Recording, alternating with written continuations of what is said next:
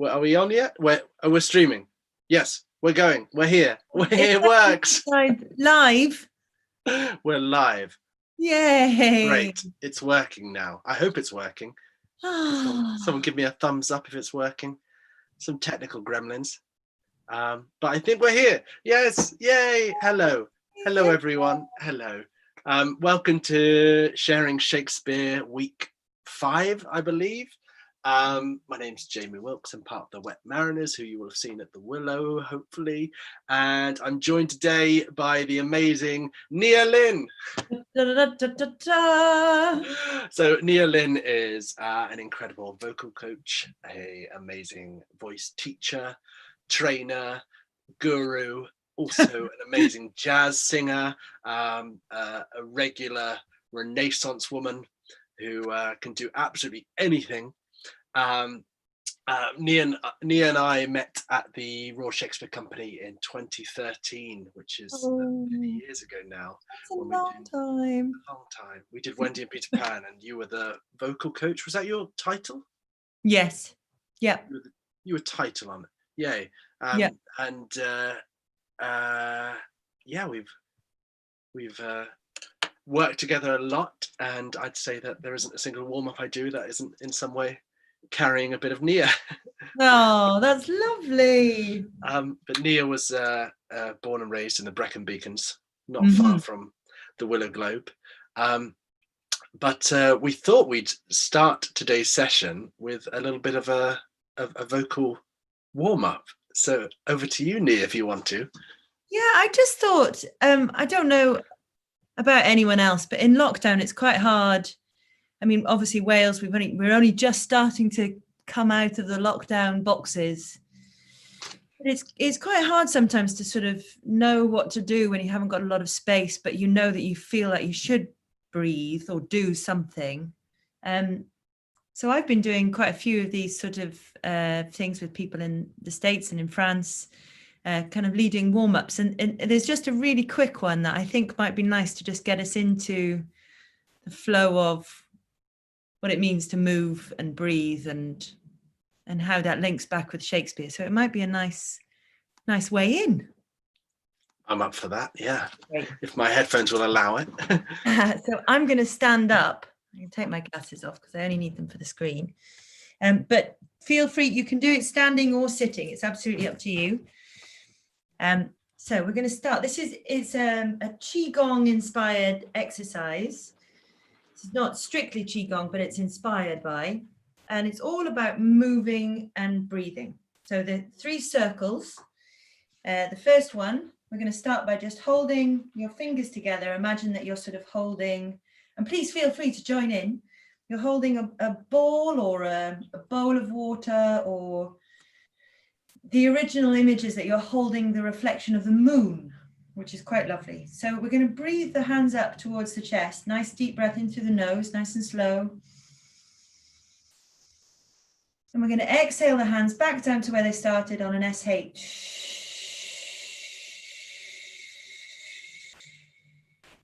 Good, and we're going to do that again. Inhale the arms up to the chest. And this time we're going to take the circle forward and away.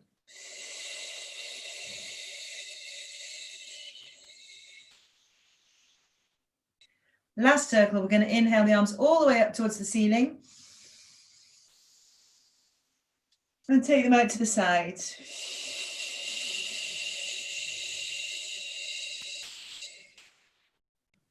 Good, let's do that once more. This time we're going to do first circle, second circle, third circle on a Z or a V sound. So a nice buzzy low frequency just to get some resonance happening.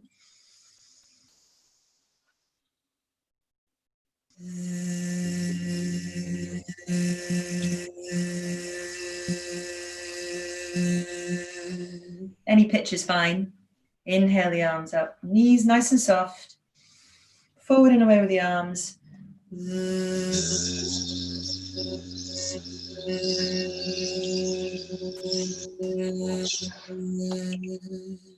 Third circle, all the way up to the ceiling.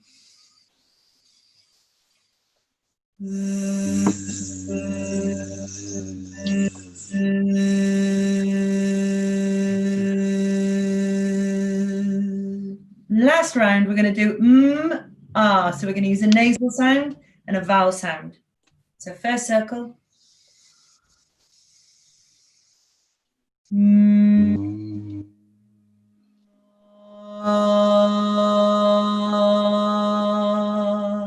Second circle.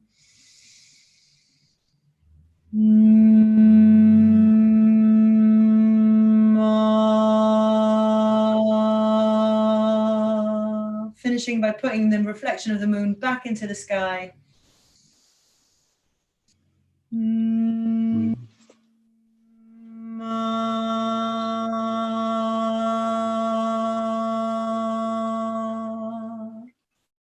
we go.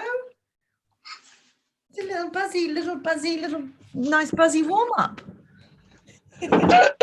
Amazing, thank you. That's I haven't warmed up properly in months.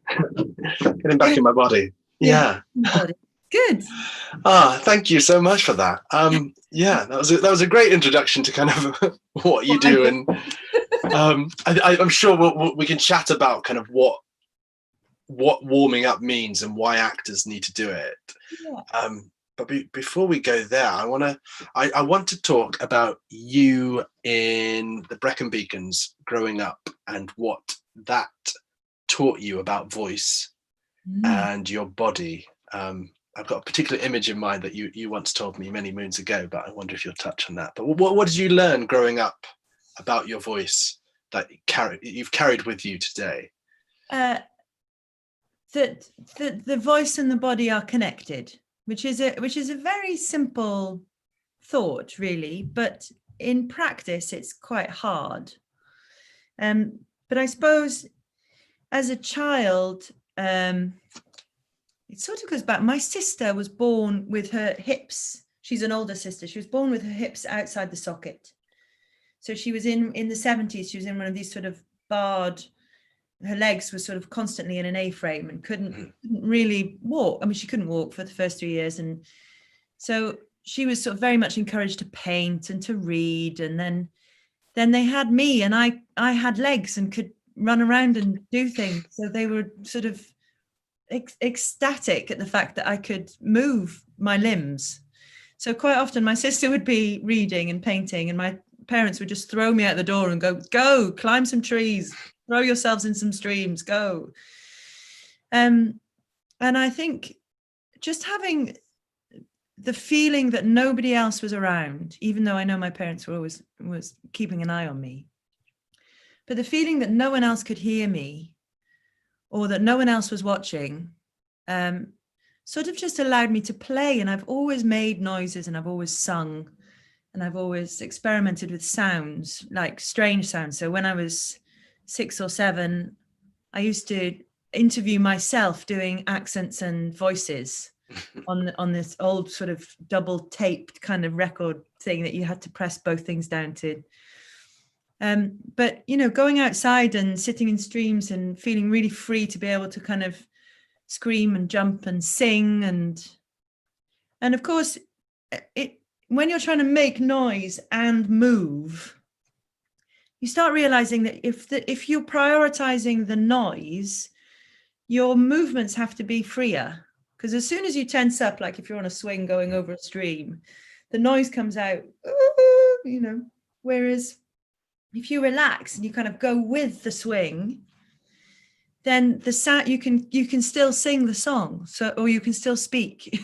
So like walking up mountains and trying to still be able to sing the same phrase or speak the same, because I've always also learned poems. They just used to be small little poems about flower fairies, you know, and then graduated onto sonnets a bit later on. But, so walking and talking, or playing and singing, trying to accompany my world in the Brecon Beacons with my own soundtrack, I think was kind of something that I really enjoyed doing. But you realize how much, or I realize now rather, how much my lung capacity and the strength that I have in my voice is from those early sort of years of just singing and rolling around and being a misfit. just playing and discovering it for yourself, and the ownership. That's beautiful. It's so idealistic, just the image of you running up mountains and singing poems. And yeah, quite often without my clothes on as well. My mum and dad couldn't get clothes on me till I was about 8 or 9. So that's how you become a vocal coach at the RSC. You run around. Moderate nudity. So I guess there's a cultural thing that we treat our bodies as kind of just basic machines to carry our brains around. I think that's how a lot of people view their bodies. And what's the difference between, so if we take modern actor and an actor from Shakespeare's day, what's the difference in how they might have used their bodies and their voices?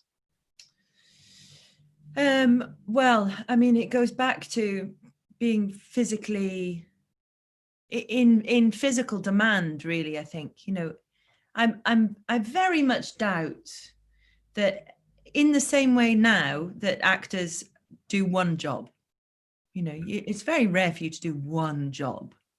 You're probably doing a little bit of teaching on the side or a bit of this, but the difference is that in Shakespeare's time that you wouldn't have been able to get on the tube and go from one job to another. You'd have to walk, or you'd have to ride a horse, or you'd have to get in the back of a cart, or you'd have to run, So the society that sits around the work that we do, I think, is what's changed our bodies, in the sense that we no longer have, if I've got to get from North London to South London, I just get the tube, rather than going, okay, I've got 6 hours. I've got this little bit of manual labor that's getting me, 50, whatever it was, lira, 50 ducats.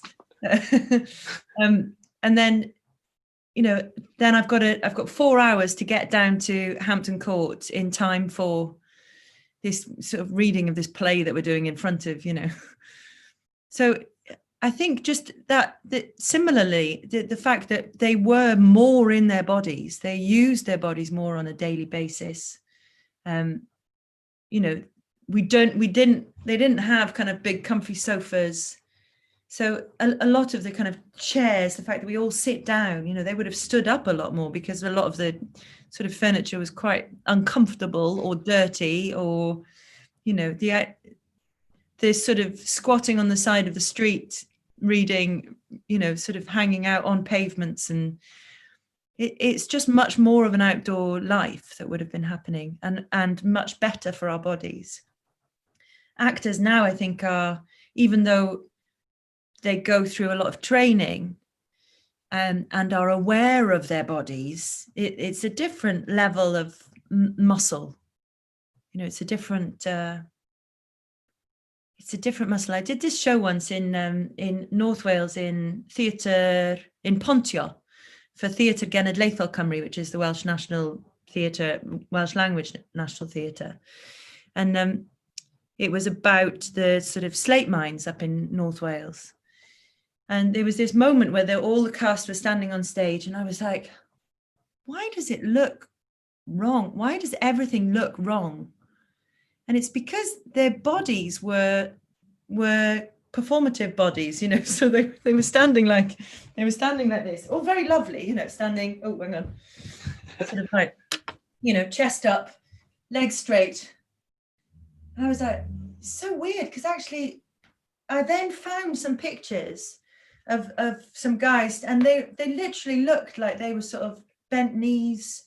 They looked like their knees were really bent, but actually it was just that their sort of center of gravity was so much lower than ours is now, because of being able to kind of needing to get down to the floor and carry things. And so as soon as we sort of got them to lower their center of gravity and to just drop everything, then they started to look like slate miners, or slate workers, rather than sort of contemporary bodies, Did that change their voice? Absolutely, yeah. Well, I mean, as soon as we release our knees, we drop our pelvis, and we release the muscles in the lower back. The psoas and the abdominal muscles can relax. The diaphragm then can bounce around nice and freely. So as soon as we soften the knees, then we've got access to a much more of a 3D breath, but shoes, pavements, everything's changed the way that we relate to our bodies, unless we take ourselves through that sort of vigorous outdoor training, which is, what I suppose the Grotowski thing. And, there are certain training camps that you go to that do take you for a run in the woods every morning for 3 hours. I mean, it's a bit extreme, but it's not a bad idea. Yeah. So would Shakespeare's company have needed to warm up? Yeah, I mean, we don't really know.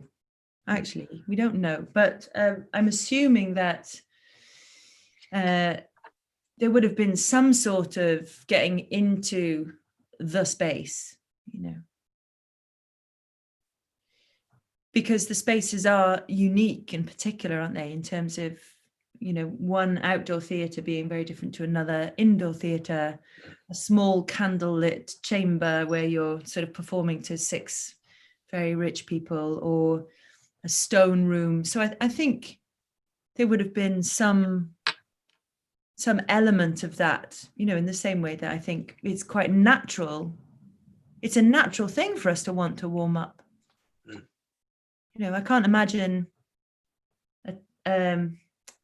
a gladiator would go into the middle of a fight without having sort of stretched his calves out a bit.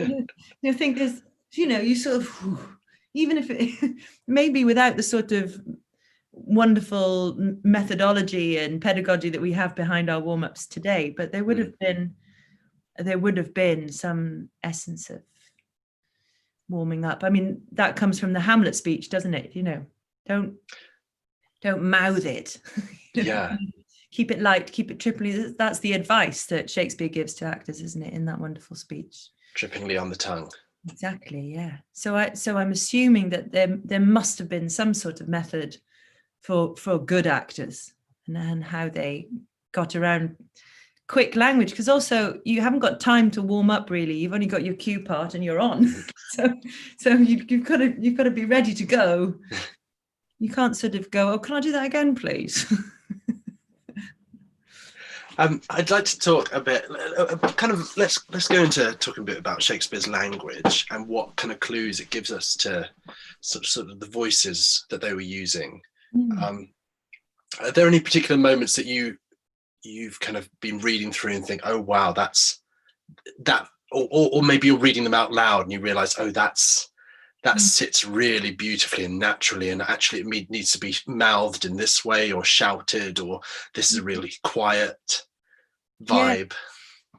I think there are, I did actually have a little think about this, because there are some wonderful examples. I mean, the one that I always love, because I think maybe it was the first time that I'd really, when the first time you discover something, it's like great ice cream, you want to go back to the same ice cream parlor because it's just going to always be the best. And it's the same thing with the 'tis now the very witching time of night, where churchyards yawn and hell itself, it's the moment when Hamlet.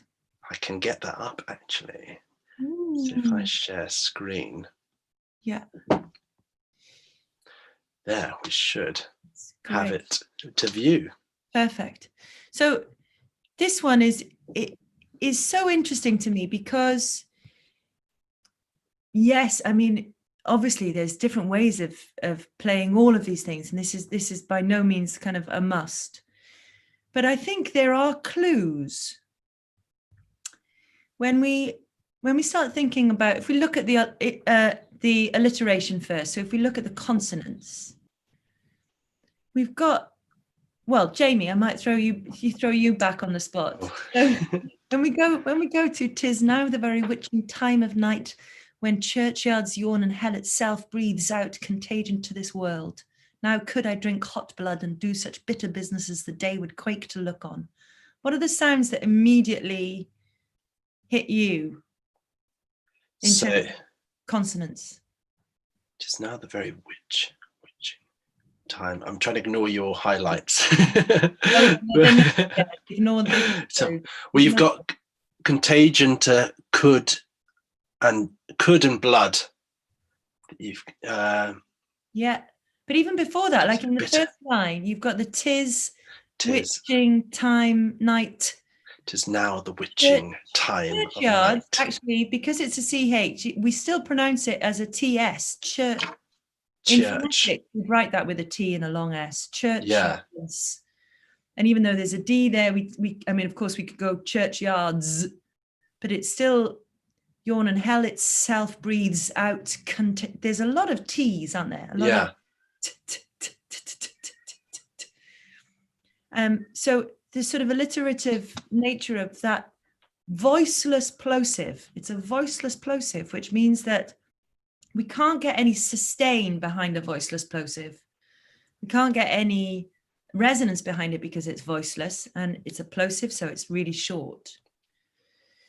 So in that sense, it's quite hard to say this bit really loud. Because the consonants are cutting your resonance, are cutting your airflow. There was a wonderful voice coach called Clifford Turner from the 1950s who said that consonants are a necessary evil in the way of our airflow. And he's totally right in the sense that I can't make a full sound and articulate my consonants. Because if I do that, 'tis now the very witching time of night when church, then we start mouthing it and then it sounds grotesque and awful. Yeah. The other sound that's in this is the sort of S one that comes out a little bit later. Do such bitter businesses the day would quit. There's lose not thy nature. Then it changes a little bit. Soft now to my mother. Let not ever the soul of Nero enter. And then we get lots of M's and nasal sounds. But again, it's quite hard to make a big sound on that. Because your mouth is closed and it's a nasal sound, so it's coming out through your nasal cavity. Which sort of means that there's something about this that creates the atmosphere to me from the page. 'Tis now the very witching time of night when churchyards yawn and hell itself breathes out. It feels a little bit like a whisper, and the fact that he is saying it to himself. And there are words like soft and it's nighttime, but he has to create the feeling of churchyards, yawning and hell. It's the creepiness of what he's seeing around him. He has to create that just with the way that he says these lines, or they say these lines. It's appropriate for the witching time of night if you were bellowing. Exactly. You're not going to stand in the middle of, unless you're a party animal or me let out of the house at the age of 7, You're not going to stand in the middle of somewhere when something feels, drinking hot blood. There's something bitter and sinister going on. And I think the alliteration goes with that. But also there's one other little thought, which is if we look at the vowels, because of course you could say, well, yes, ow is a diphthong. 2 vowels, ow, now. But the rest of them are really, really short. 'Tis, now, the, I. So if I say it without any consonants, ow, I, or I, where o, a, I, ow, or u, I, ow, o, I, you can hear now, could I drink? The vowels are all short and relatively, it's mainly monosyllabic. So I think there's a rhythm underneath this that if you're clever about unpicking what's on the page, you get the clues that sit in it from. It's like a stage direction, I think. Feels a bit like, okay. And would Shakespeare have sat there and thought, how do I create this image? Or would he have heard the effect and done it sort of unknowingly? Well, I mean, again, nobody ever really knows the answer to these questions. I mean, we're all guessing when it comes to Shakespeare because it's all nobody knows. But we can make an educated guess, which is that actually Shakespeare and poets of his time, even to the 13th century, were traveling history books, traveling storytellers, traveling orators. It's very rare that anybody could read. So actually our tradition of listening for the effects of sound, and listening to, the way that people speak, which is why I think he's such a brilliant writer, is because all his characters have a very particular, specific way of speaking. And they change that particular specific way of speaking dependent on their circumstances.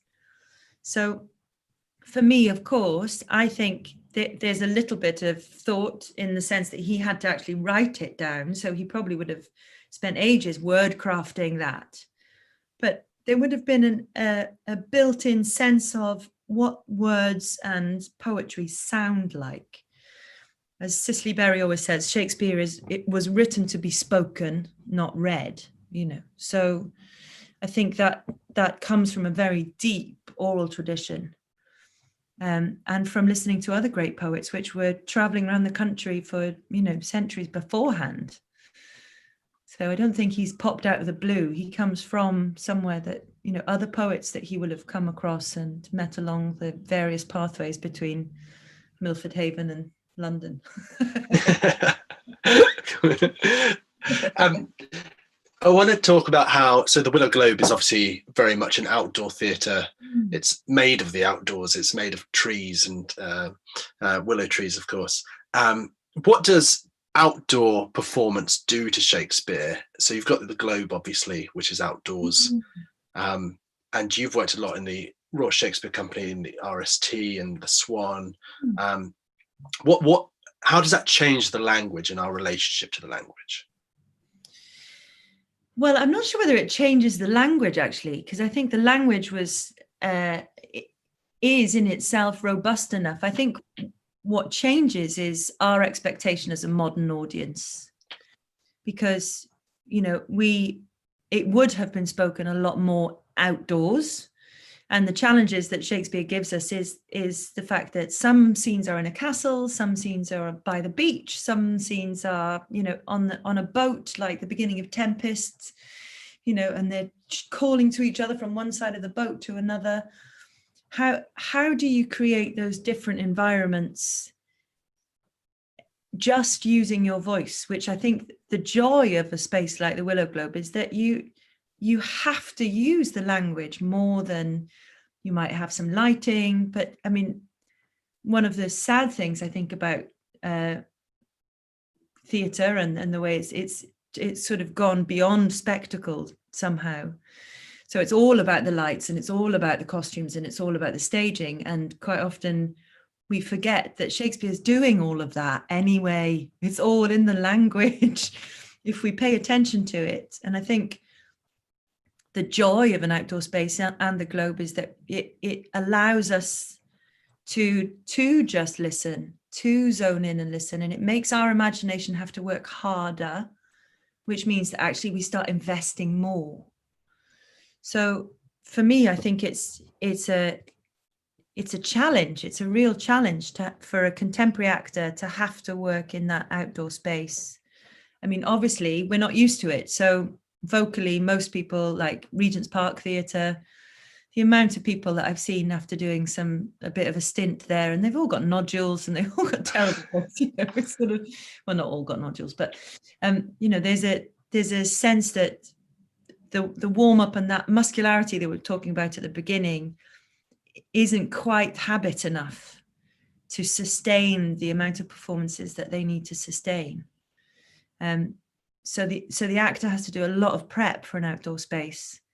But if we do it, and if we use the language correctly and pick up on those clues that we were just looking at, I think it can draw the audience in and create all those wonderful spaces that Shakespeare's giving us through his own sound effects, through his own lighting, through his own creation of atmosphere, That's such a brilliant way of putting it, his own sound effects and his own lighting effects. Yeah. It is It's all right. transporting. Yeah, yeah. Do you have any? So you are a Welsh speaker, and has that influenced how you respond to Shakespeare's language? Yes, it has, and I think it goes back to the link of how things sound. You know, the Welsh language tradition. We're very lucky in the sense that we have a lot of song and a lot of music, especially in the Welsh language schools. You know, it's quite normal that every kid would take part in the Eisteddfod choir, or we have this thing called cerdd dant, which is where everybody in your class would speak a poem together all at the same time, which can be a bit scary if you're not used. But so everybody does the same inflections and literally learns a poem together and learns to breathe together as a class. So the sound of internal rhymes, the sound of end rhymes, the sound of alliteration, the feeling of assonance in the way that I sing Welsh folk music and the way that I speak Welsh, and the Welsh poetry, the tradition of the Welsh poetry is so rich. And I think Shakespeare took a couple of little tips from some of the Welsh poets. It meant that actually, as soon as I stopped trying to read Shakespeare and started to hear it, it made sense. So the sort of idea that people can look at Shakespeare and go, "Oh, I just don't understand it." It is a clue to me that they're not hearing it. They're not listening to it. So because I'm diagnosed dyslexic when I reached university to start my music degree, but I did all my GCSEs and A levels and nobody spotted it. But I always found it very difficult to read prose. And then one of the first scripts that I actually heard, I say heard because there was a sort of a light bulb moment of actually being able to hear the words off the page almost. It felt like the script was speaking to me. And it was Hamlet, which is why I love Hamlet so much. But it was one of the first things that I read all the way through and understood it. And I was like, oh, thank goodness. It's not that I'm thick.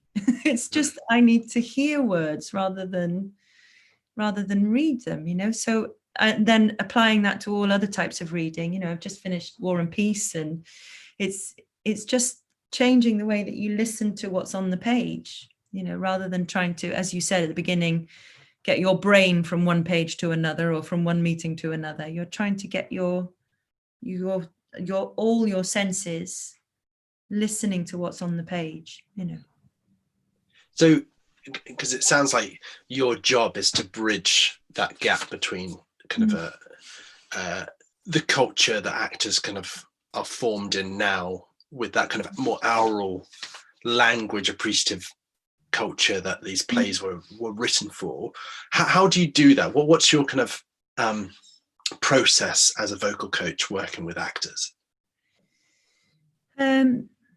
Well, it goes back to our warm-up that we did, really, which is about trying to correlate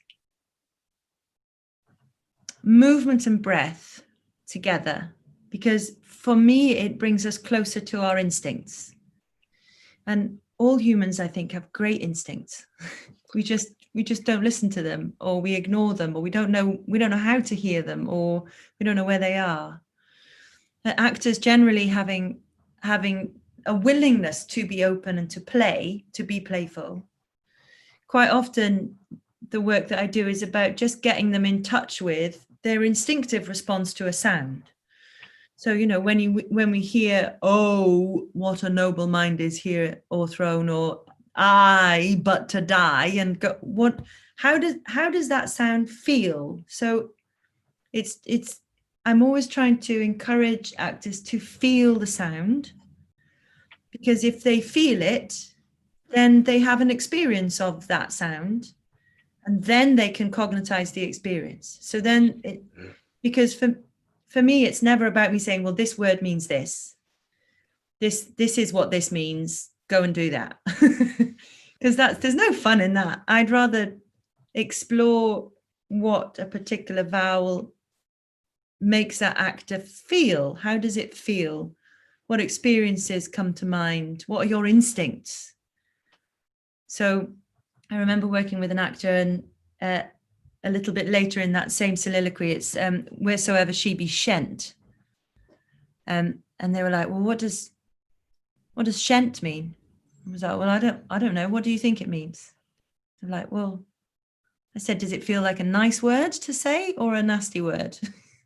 Well, shent.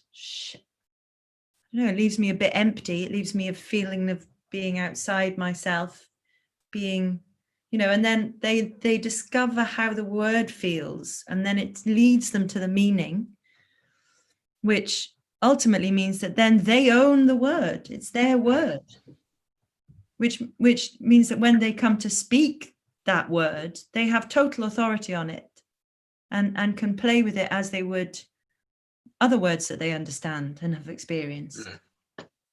Which, then that means that you've got somebody who's really, really owning the text, and then the job's done, That's amazing, that, because I think one of the big blocks to Shakespeare is we need to understand it, because we've been brought up kind of treating it like a school subject. And actually we cling to our glossaries and knowledge, like, okay, I understand the 7 different meanings of this word. Yes. But actually going from feeling, that's the actor's tool, is the feeling, because then the audience can read that. Yeah. And most of the time, 99.9% of the time, if you then look at a glossary, you'll figure out that you were really close, which is even more empowering for the actor. There's when I was younger, I used to worry so much about the meaning of words, and oh my God, do I know the meaning of this word or that word? Now, when I go into a rehearsal room, I'm like, glossaries away, put them away. You don't need them, because we have enough knowledge, I think, as humans and as playful people and as creative artists and thinkers and explorers. We have enough in us to be able to unpick that. And a glossary is just somebody's version of it. Again, nobody knows. Nobody really knows. I mean, I know Ben and David Crystal would say they know. But I would argue that they don't. They've done a lot of research. And they've spent a long time making very, very well-educated guesses. And I think, probably, again, 99.9% of the time, they're right. But does it really help us own the language to look up things in a dictionary? I think it's much more fun to explore how it feels to say a word. Yeah. And as long as you as a company and an ensemble all agree with your new definition of the word, and you can back it up with feeling and emotion and experience, then you're writing your own glossary, and that's even more fun. Yeah. I want to. I'm going to write my glossary now. Write my glossary. Yeah, my own. Well, I think ownership is in lots of these sessions. That theme of ownership has come up, and it's so important. And that's the main thrust of what these sessions are about. It's about sharing Shakespeare and having a go, and getting rid of those blocks. Yeah. I've got a question about. So you've mentioned Cicely Berry, who you work with the RSC, who I knew there as well, and she's quite famous and renowned as a vocal coach. What did she teach you about Shakespeare? Oh, what didn't she? I'm sure everybody that's had a session with this will have a common experience. One of the first things she does is she comes in with a little stick. She swears a lot. First thing, just to, and I think actually her swearing was a teaching tool. Because she was such a such a guru, and so many people just revered her as well as the language. It was like, oh my God, it's Cicely Berry. So the first thing she'd do is she'd sort of swear and say, get me a fucking cup of coffee, Oh, okay. So everybody goes, oh, everybody has a little laugh. Suddenly the ice is broken. People go, okay, maybe she's not as fragile as we thought. And then she's got this handful of text and she throws it up in the middle of the room, so everybody has to scramble around on the floor and pick up Shakespeare off the floor. It's off the pedestal. She does it. It's an absolute teaching tool to go, he's not on a pedestal. He's on the floor. He's in the gutter with us all, he's down here. But Sis was so key in terms of getting the balance between owning the language and being clear. So quite often, I remember after one play that I'd worked on, she came in and she said, yes, wonderful work, darling, really wonderful work. I can hear every single word, but I don't fucking believe them. And then I was like, oh. And the next play, she came in and she said, they absolutely all believable. I know exactly that they know exactly what they're saying. I just can't fucking hear them. So this balance of the ownership, of the emotion, of knowing exactly what it is that you're talking about, but then having to be absolutely clear about your technique. And she spoke a lot actually in The Voice and the Actor. The first good few 3-4 chapters are all about technique, are all about getting the muscularity of your body in contact with the sounds themselves. We've got 27 muscles in the tongue. If I don't know how to use those 27 muscles, then how can I really make a choice about how I want to enunciate a particular word, Because that's, for me, is the difference between a puppet, an actor who's very good but and an artist, is the choice. I'm making a choice here with my entire muscularity and with my ownership of experience. And so those are the two things that Sis really brought together for me when it comes to text and voice and everything. Yeah, and she was one of the huge pillars of kind of innovating modern vocal work. Oh, absolutely, yeah. I mean, I'd argue, I'm definitely a Sisite. I'm not a Linklater or a Houseman or one of these people, and for the reason that actually you read Voice and the Actor and then you read Freeing the Natural Voice. Linklater's done some amazing work, but a lot of it is in Voice and the Actor 10 years earlier. A lot of similar steps, similar stepping stones. So I think Sis is the grand dame.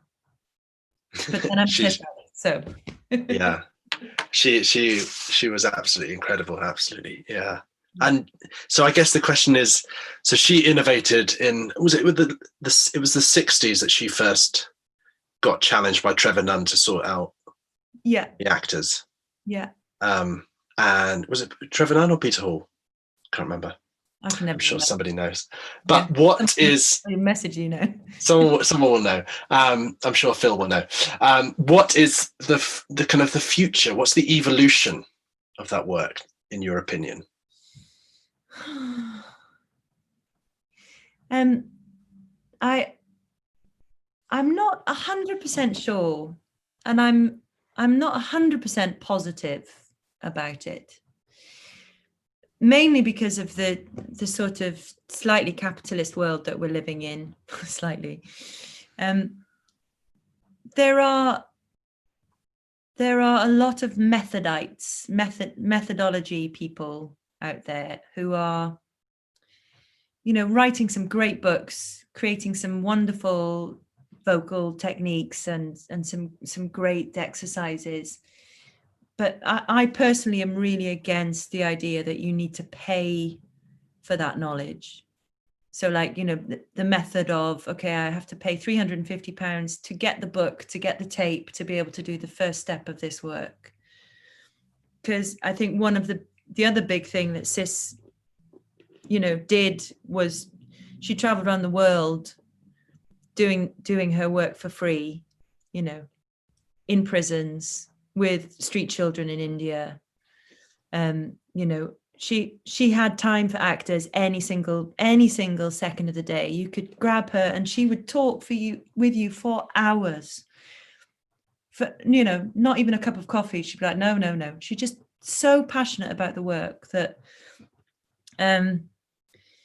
it's sort of slightly sad that there's this sort of monopoly that you have to pay to be able to access that. So I'm not sure really. I mean, I know there are certain establishments that are trying to still keep that ethos going. I mean, I know the RSC was for a long time kind of very pro voice work and would make it part of the discipline of the building.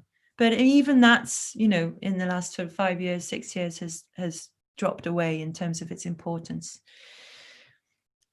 Because it's going more and more up into the heads, you know, it's less about grassroots work, which is what voice work is. It is about rolling around on the floor and making silly noises, and it is about, you know, crying when you feel like laughing and laughing when you're crying, and there's something so raw emotionally and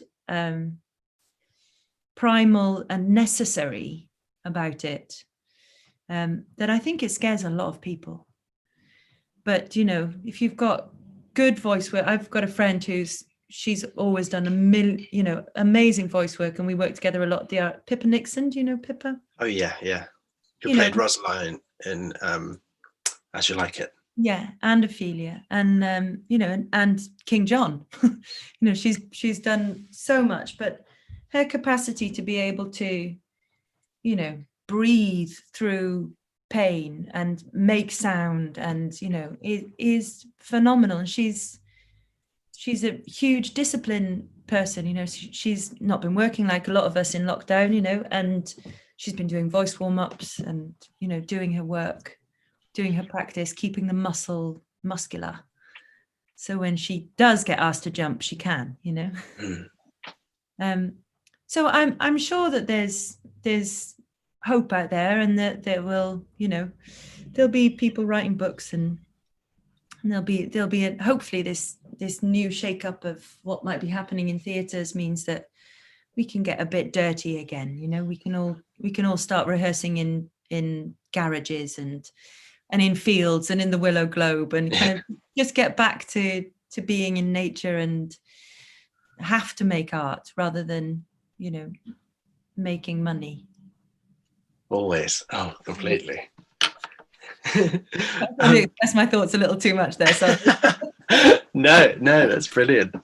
A couple of audience questions. There was one which is I just need to get them up. Here they are. This is from, it's loading. Heidi Lorenz asks, can you share some ideas for voice games to play with young children? Yeah. Well, actually, they're pretty much the same that you would do with adults. You just change the imagery in the way that you're presenting it. So the one thing that adults and kids love, but kids especially, is moving. If you ask them to stand still and put your hand on their belly and think about their breathing, most of them will start breathing backwards or just holding their breath. So things like, as we did at the beginning, you know, we did the 3 circles. So that's sort of quite a moderate movement, but you can get them, you know, with the Matilda crew, because I was voice coach on Matilda for quite a long time. You get them to kind of like stand with their legs apart and draw their names in the air, first names on an SH. Because what that helps to do is lengthen the breath and give them an idea that the breath is further than the end of their mouth, you know. Shh. That's easy for you to say as Nia. Yeah, if you've got a really long name like Shania, it takes quite a while. you know, and then put that onto sound. So put that onto a zzz, and then put it onto a bubble. You know, so anything that you can get them to move and make noise. So things like skipping on the spot and singing 1 to 7 and then back again, or I mean, the sort of images are endless. I used to do these, having to press open a bubble, you know, but anything that you can sort of get them, you're engaging their back muscles a little bit, which they kind of don't really know how to do when they're kids. But if you sort of go, right, you're pushing open a bubble, or you're inside a bubble and you're trying to give yourself more room, and you're going to do that on a z or a v. So they go zzz. And in that moment, you've got them to lengthen their breath and phonate in the lower 2/3 of their range, which is great. And they're starting to use their imagination, which is really important, you know, for connecting with what it is they're about to do. So anything that you can think of where you're sort of moving and making sound, it's great fun, you know, challenging them. Oh, and lots of these. They love that. Anything that you can get their tongues out. Like, I pretend this is like a lizard stuck to a freezer, and just get them to hold it, and then try and get them to say hello. So they're going, hello. But it just helps to open the jaw and relax the tongue, which again, kids kind of have quite strong tongue root tension already, you know. So yeah. I love that you're pretending these are for kids, and these are all things that I've definitely done with you. Yes, with Royal Shakespeare Company actors. I've seen Lieutenant do this as well. Guy Henry stuck to a freezer. We've been there. But it works. I think that one of the themes keeps coming up is we don't need to pretend it's all posh and on a pedestal and reverential. We can all just be lizards stuck to a freezer. Well, that's the thing. The play is the thing, right? The play is the thing. So the more playful we are, the more we engage our imaginations. And if we can do that, then we're already in the play, you know? Yeah. That should be on a bumper sticker. Everyone. I'm sure you can actually buy that in most theatre shops. We've got another question from Matilda Crompton, who asks, what advice would you give to a 13-year-old that would like to act? Well, do it. There's I think one of the first things that feels really scary when you're starting out is physicality and memory. Those are the two things, you know, when I've worked with young actors, they sort of go, oh, I'll never be able to remember all of those lines, or I'm worried about lines. So if you're 13, your memory is going to be great. You just probably haven't flexed it. You haven't worked the memory muscle as much as maybe somebody who's, you know, 3 seasons down, 3 seasons at the RSC down, or wherever. So try and just start memorizing things. Start memorizing, I don't know, anything that you like, recipes, song lyrics, little poems, just anything that sort of springs to mind. I mean, memorizing number patterns or anything, but just try and start memorizing some little, doesn't have to be long, just some little things, and have them kind of constantly in your mind, and just check every now and then if you can recite them. And the second thing is physicality, particularly when we're sort of that age. I mean, kids are so much braver now than I was, but when I got to my teenage years, I suddenly sort of went, oh gosh, I'm a bit scared of, because I was tall and I was strong, and all my other friends were sort of small and a bit weedy. So I felt like a giant. But it is just to try and stay physical, as in, you know, do things like go swimming, go running, go to dance classes. Don't take it seriously, you know, just try and stay physical and stay agile, so you're using your body, because ultimately that breath capacity will help you when you start going into training to do voice work. Because if you can breathe well, then voice work is a doddle. So if you know how to exercise and you know how to run and have a conversation with someone, then you're in a really good place. So it doesn't have to be a massive sort of training, really. You just stay physically active and start memorizing some nice things and do it. God, to be 13 and not have to worry about agents or casting directors or anything like that. No, my 7-year-old Matilda's had to worry about all of that, and that the big thing is, again, just reminding them to just be playful. It's really important. I just want to we've got to wrap up in a moment, but I've got an interesting question. Well, a question I think is interesting about the connection between confidence and voice, because you mentioned there about that kind of awkward teenage years. And I think for a lot of people, they associate their voice with kind of being too loud or being too present. Some people just want to be invisible sometimes. How do you kind of avoid that maybe when you're a teenager, but how do you also remedy that? If anyone's told you to be quiet, how do you then reclaim your voice and loudness and presence? Well, I mean, it's tricky because within that lies so many sort of subtle psychological machinations that, there'll be a counter argument to everything that I'm probably about to say, so, but I think, again, just really thinking the voice and the body are totally linked. Quite often what happens is when our voice gets to feel small or starts to retract internally, it's because our bodies have. And that also comes with owning space, so actually being okay to stand and sit and take up your space means that actually your body will then take up the space, and then you might have a little bit more breath to help you speak, So always going back to, trying to remedy from the body, from the outside in that case, so you're trying to think about so I feel like I'm hunching, I feel like my bag's too heavy. What can I do to literally make myself feel freer? If that means going wild swimming or climbing a tree or doing a roly-poly at any age, all of those things are really important because they get the breath going. Once the breath is there, then the voice will follow.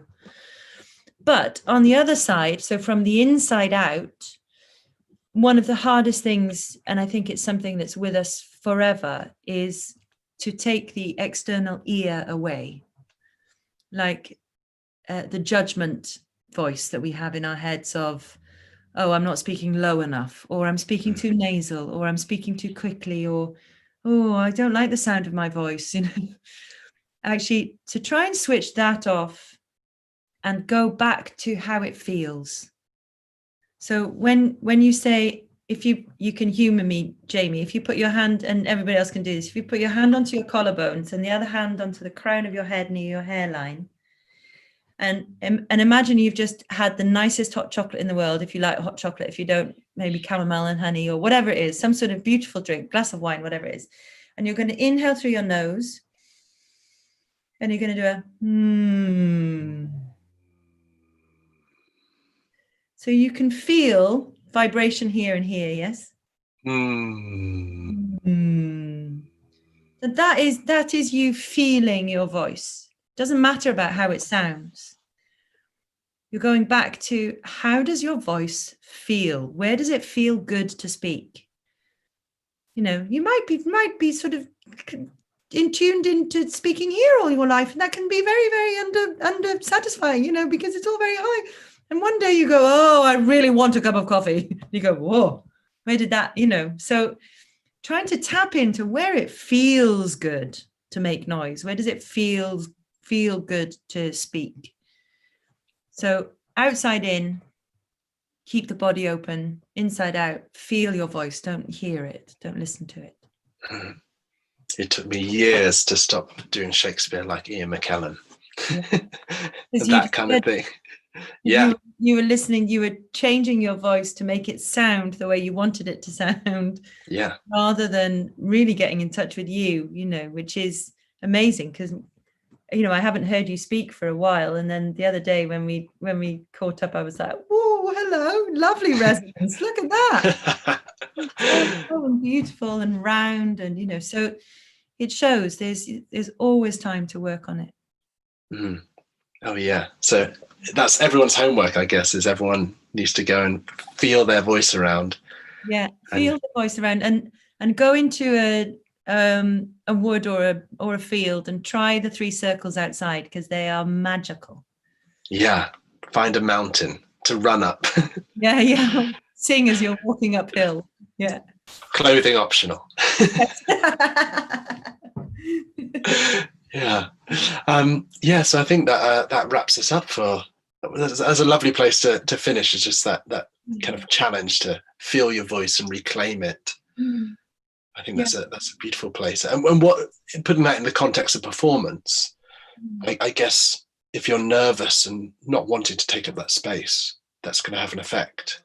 Yeah. Well, I mean, if you're nervous, nerves and physiologically, anatomically, nerves and excitement are exactly the same thing.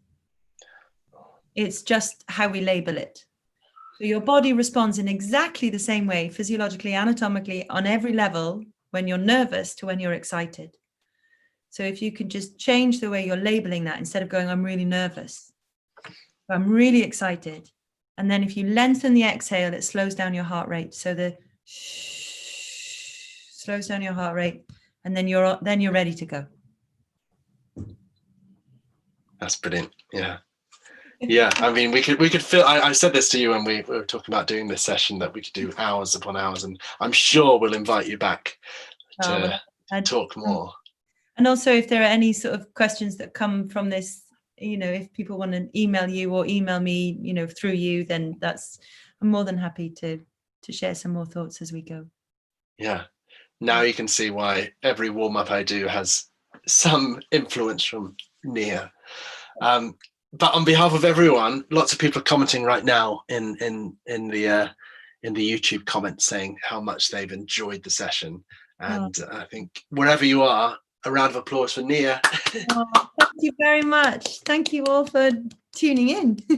Thank you. That's been it's been so enlightening and inspirational, actually. I think people will be thinking about that for the next few weeks. Well, I hope so. Yeah. Yeah, brilliant. The next Sharing Shakespeare session will be on the Tuesday, July 28th at 7 with Tim Carroll. And we've had a little announcement today that we are making plans for a potential performance on the 8th of August, the Wet Mariners doing the Comedy of Errors. So put it in your diary. If it can happen, we're going to make sure it does happen. But put it in your diary, and there's links on all the social media for registering your interest before we get all the ticket admin sorted. But once again, thank you to Nia Lynn, who has been absolutely incredible and a delight to talk to. Yay. And thank you, everyone. I'm going to press the button now to end the stream. But once again, thank you. Ending the stream. It's ended. Now